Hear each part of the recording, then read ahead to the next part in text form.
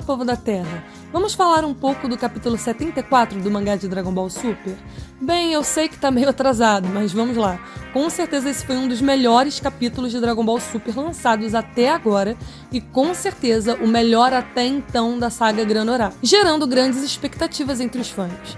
Eu acho que não existia um hype tão grande assim desde o capítulo da morte de Meros na saga Moro, com o Goku finalmente tendo o controle total do instinto superior. E o motivo de todo esse hype no capítulo 74 acabou sendo também por conta de uma transformação, a então nova transformação do Vegeta. Mesmo você que ainda não leu o capítulo ou que tentou fugir dos spoilers, com certeza viu algo sobre essa nova transformação na internet. O pessoal ficou tão animado que choveu várias artes e colorizações dessa nova transformação, que também recebeu vários nomes dos fãs, como Hakai Negro, que inclusive foi a gente que inventou, forma Hakai Shin, Super Saiyajin Demônio e tudo que o fã podia inventar.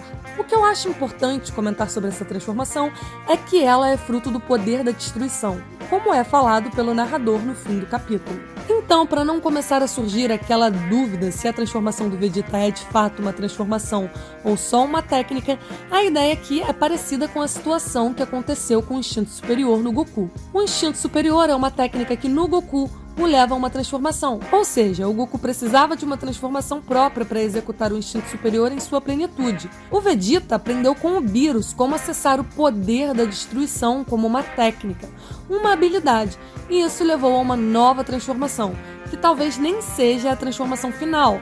Pode até ser algo parecido com o presságio, mas aí já é especulação. Então vocês já sabem, Vegeta, para fazer uso de uma técnica, teve que passar por uma nova transformação com resultados físicos visíveis. Como vimos, a coisa que mais chama atenção visualmente nessa transformação é a ausência de sobrancelhas. Não tem como não associar isso ao Super Saiyajin 3, que ironicamente o Vegeta nunca realizou no que chamamos de série principal. E essa associação ainda é reforçada quando resgatamos alguns rascunhos iniciais do protótipo do Super Saiyajin 3, desconsiderando o rabo. Praticamente é o mesmo design. E por que recondicionar um design descartado? Talvez porque o design era interessante mesmo. Convenhamos, isso deu um ar mais animalesco, mais brutal ao personagem. E tem tudo a ver com a ideia do seu novo poder da destruição.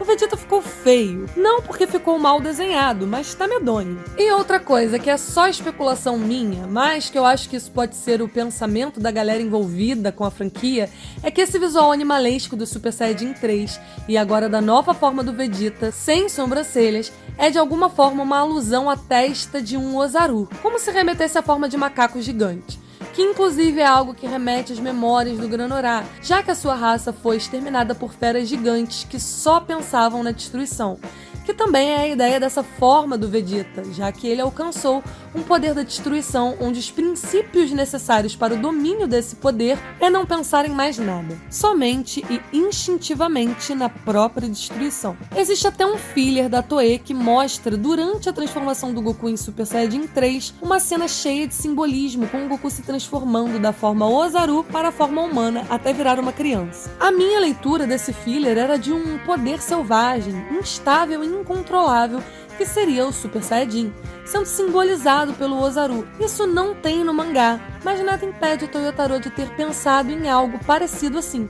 O próprio criador de Dragon Ball pode ter pensado em algo desse tipo, já que a Toei com certeza quis que a gente pensasse isso nesse filler. Então, pra mim, essa nova transformação do Vegeta é uma maneira de resgatar essa sensação de caos, de destruição que provavelmente quiseram passar pros espectadores quando o próprio Super Saiyajin 3 foi animado.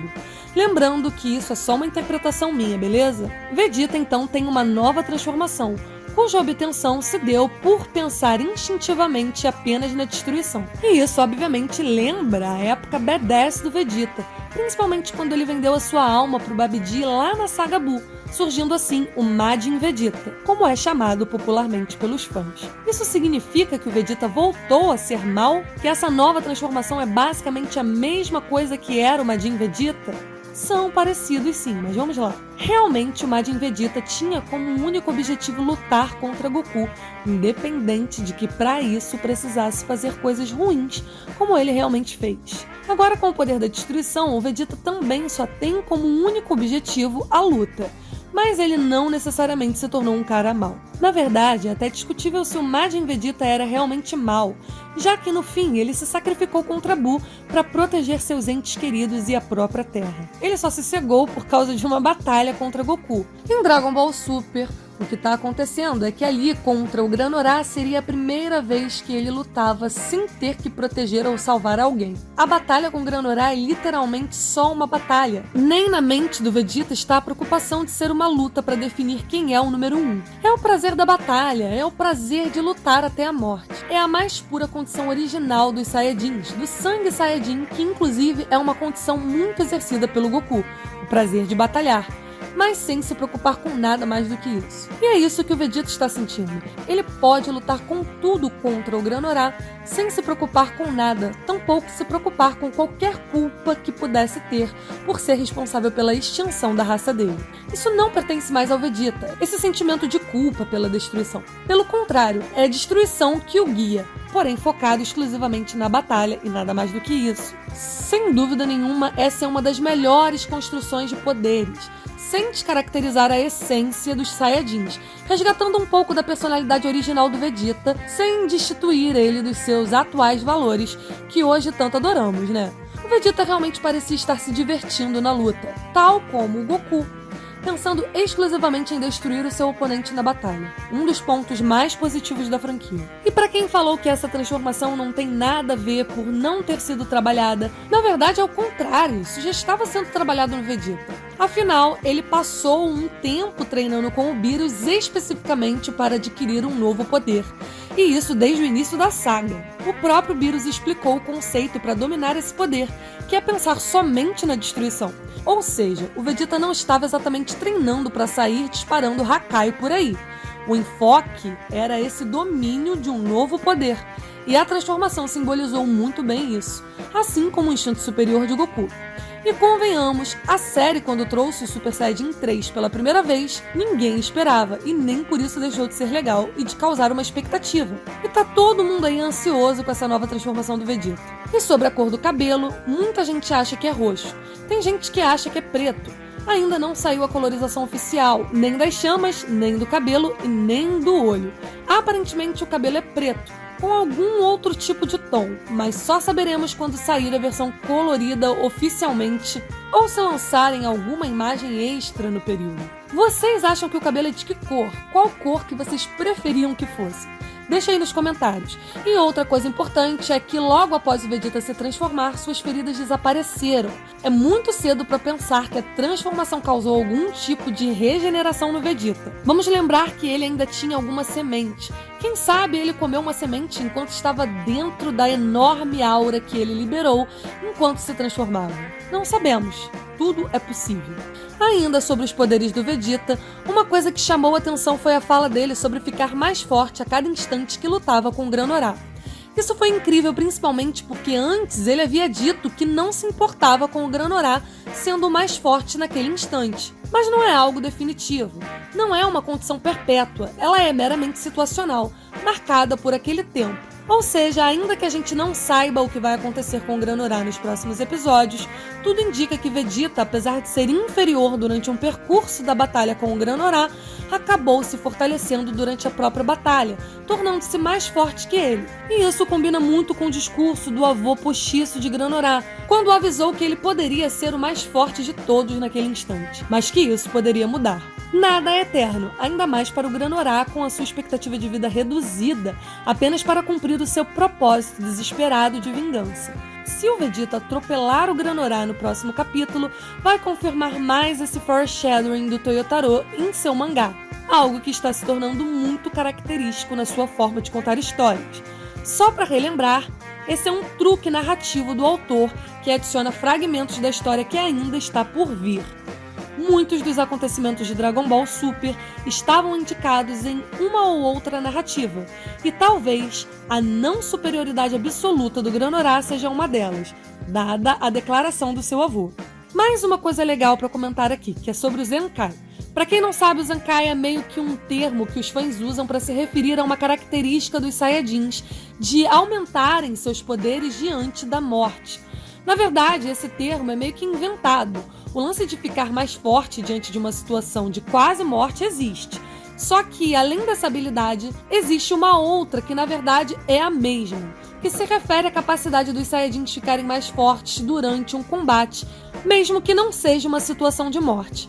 E é isso que aconteceu com o Vegeta contra o Granorá. A confusão é que tem uma galera dizendo que Zenkai, entre aspas, não existe mais na obra, e que o Vegeta ficar forte durante uma situação de quase morte seria um furo do roteiro.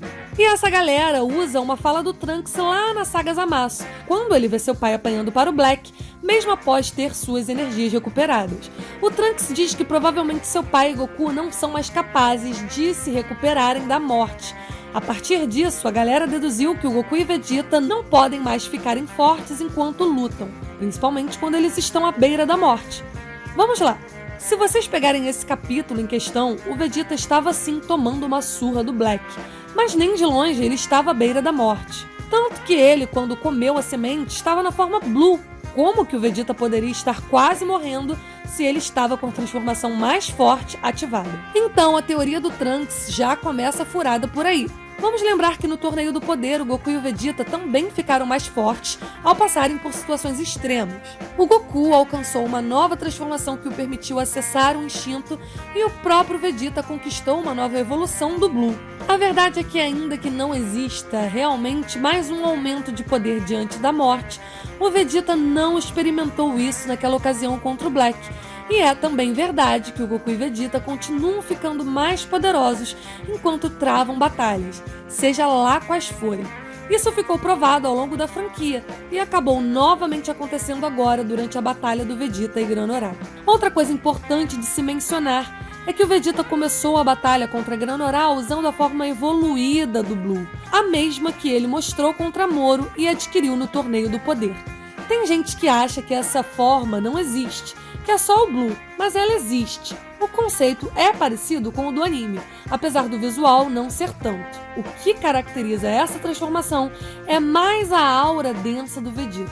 Uma curiosidade sobre o Toyotaro é que nesses últimos meses ele vem desenhando os personagens do Torneio do Outro Mundo em situações relacionadas às Olimpíadas. Todos os personagens estão envolvidos em atividades olímpicas, e isso é intencional. Só que neste capítulo, vimos o Vegeta mostrando uma inusitada habilidade aquática, enquanto o Granorá simulava o disparo de uma flecha de Ki com um arco imaginário. Essas são também duas atividades olímpicas. Talvez não tenha sido intencional do Toyotaro, mas com certeza a chegada das Olimpíadas no Japão, com o ato dele desenhar mensalmente os personagens do Torneio do Outro Mundo em situações esportivas olímpicas, no mínimo inspiraram o autor nessas cenas, que ficaram muito boas por sinal. Outro grande ponto positivo do capítulo foi a grande exploração dos cenários, algo muito raro de vermos no mangá do Super. O Toyotaro, nestes últimos capítulos, fez muito uso do ambiente, deixando para trás aqueles cenários totalmente vazios. Infelizmente, houve alguns equívocos no capítulo passado, como a total falta de noção de física dos personagens usando galhos de árvore como suportes para a batalha. Mas a cena da cachoeira com o Vegeta nadando ficou bem bacana, ainda que um pouco esteticamente exagerada, já que talvez fosse mais simples para o Vegeta simplesmente sair da água, ao invés de brincar de 100 metros de nado livre no piscinão do planeta Shiryaru. E vocês, o que acharam desse capítulo? Será que o Vegeta vai vencer o Granorá? Deixem aí as suas considerações nos comentários. Não se esquece de deixar o like, se inscrever no canal e ativar o sininho. Espero que vocês tenham gostado desse vídeo. Um beijo e até a próxima.